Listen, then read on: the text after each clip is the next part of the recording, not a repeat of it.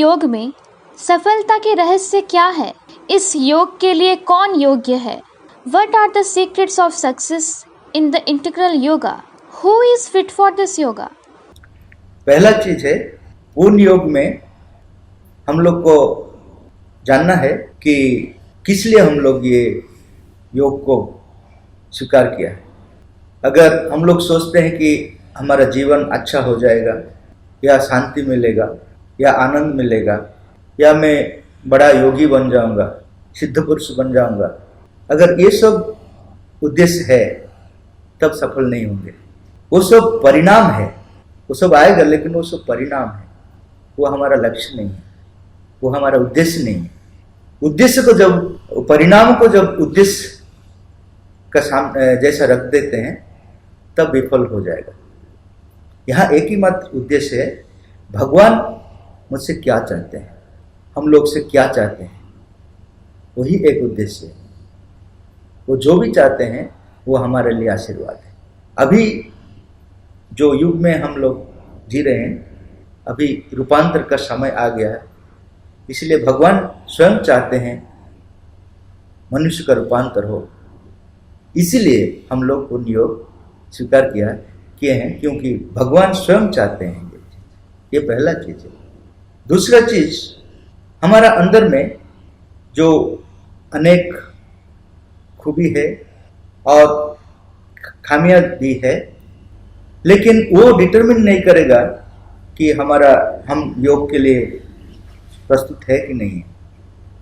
श्री अरविंद बोल रहे हैं कि मैं बहुत आदमी को देखे जिसका अंदर में बहुत कुछ कमियां थी, लेकिन वो सक्सेसफुल हो गए, और कुछ लोग थे जिनका बहुत खूबियां थी लेकिन वो विफल हो गए। उसका कारण, जिसका अंदर में खामियां है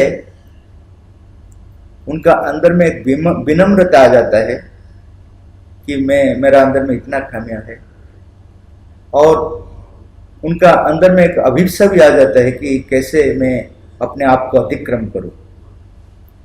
ये चीज साधना का सफलता के लिए बहुत जरूरी है। लेकिन जिसका अंदर में ज्यादा खूबियां है, बहुत अच्छा गुण है, वो लोग का अंदर में एक अहंकार भी आ जाता है,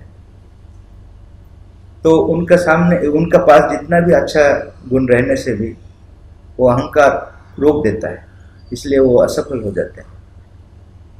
तो वो एक चीज हम लोग को जानना है कि अगर हमारा अंदर में अभिप्सा है अपने आप को अतिक्रम करने के लिए, अपने भूल को स्वीकार करने के लिए, तो हम लोग ये योग कर सकते हैं। तीसरा है कि जब ये योग में हम लोग प्रवेश करते हैं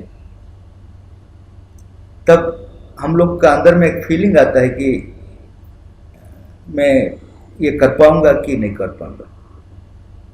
इस समय होस्टाइल फोर्सेस भी रहते हैं, वो हमारे एक्सपीरियंस को थोड़ा एग्जिगरेट कर बोलते हैं तुम कभी ये कर नहीं पाओगे, लेकिन माता जी बोल रहे हैं कि वो भी गलत अनुभव है, उसको भी रिजेक्ट करना है।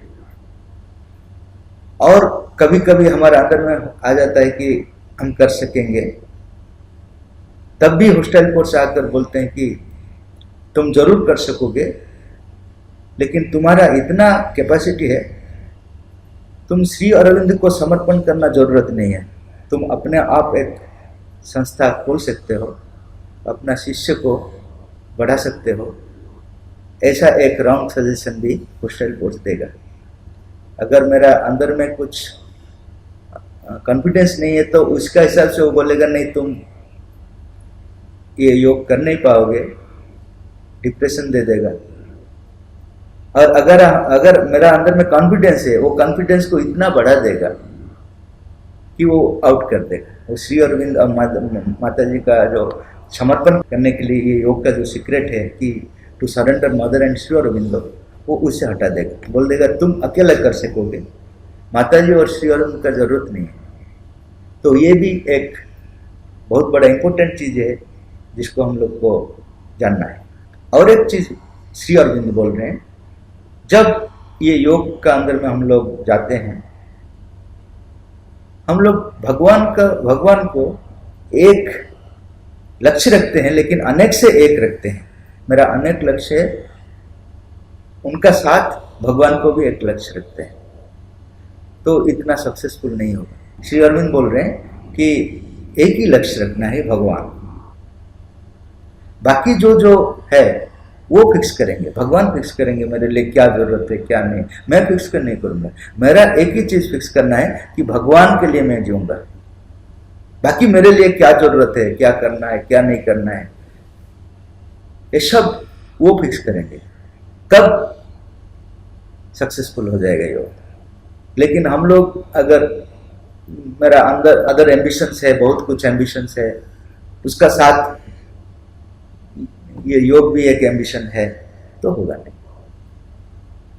तो ये सभी में हम लोग एक चीज याद करना है, only mother none other. Mother का अलावा और कुछ नहीं है। और जो कुछ है मदर अगर बोलेंगे, मदर अगर मुझे प्रेरणा देंगे कि ये करो वो करो, तो मैं करूंगा। नहीं तो मेरा एक ही लक्ष्य है, ओनली मदर नन अदर, तब सक्सेसफुल जरूर हो। और एक चीज श्री अरविंद बोल रहे हैं कि योग को हम लोग स्वीकार करते हैं, लेकिन पुराना चीज उसमें भर देते हैं। श्री अरविंद को स्वीकार करते हैं, लेकिन जब प्रैक्टिस करते हैं तब पुराना चीज को भर देते हैं, तो ये सक्सेसफुल नहीं होगा। क्योंकि श्री अरविंद योग का जो नया चीज है उसका साथ ही हम लोग को जाना है। पुराना चीज अगर भर देंगे तो वो कभी सक्सेसफुल नहीं होगा। हम लोग को एग्जैक्टली पता होना है श्री अरविंद का उद्देश्य क्या है, उसमें क्या नया चीज है जिसको लेकर ये रूपांतर होगा। पुराना चीज अपना जगह में ठीक है और अच्छा भी है। जैसा एरोप्लेन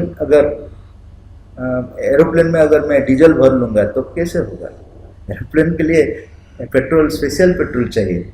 ऐसा ही हमारा अतीत का जो योग है अपने आप बहुत खूब है, उसमें कुछ दो मत नहीं है। लेकिन श्री अरविंद का जो नया चीज है उसको अच्छे से समझना है और उसी हिसाब से चलना है, नहीं तो ये सक्सेसफुल नहीं होगा।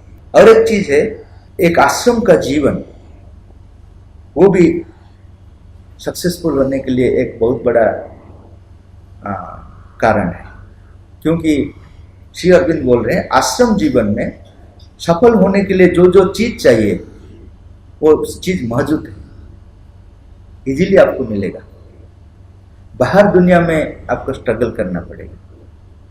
तो एक आश्रम जीवन जीना है, कुछ जो एक ही भावना है, एक ही एस्पिरेशन है, कुछ लोग मिलकर एक ही जगह में जीना है, मदर और श्री अरविंद का आदर्श का हिसाब से। तो वहाँ क्या होगा, माता जी का प्रेजेंस पावरफुल होगा और जीने के लिए, जो योग जीवन के लिए हम लोग को सहायता मिलेगा। और एक चीज, ये शरीर है। अतीत योग में शरीर के ऊपर इम्पोर्टेंस दे रहे थे, लेकिन इतना नहीं जितना हम लोग को चाहिए, क्योंकि ये शरीर रूपांतर होगा। इसीलिए शरीर को अच्छा से रखना है, क्योंकि बहुत बड़ा शक्ति ये शरीर धारण करेगा। इसलिए अच्छा से एक्सरसाइज करना है और नाम जप करना है, तो शरीर प्रस्तुत होगा, तब हम लोग योग्य हो पाएंगे।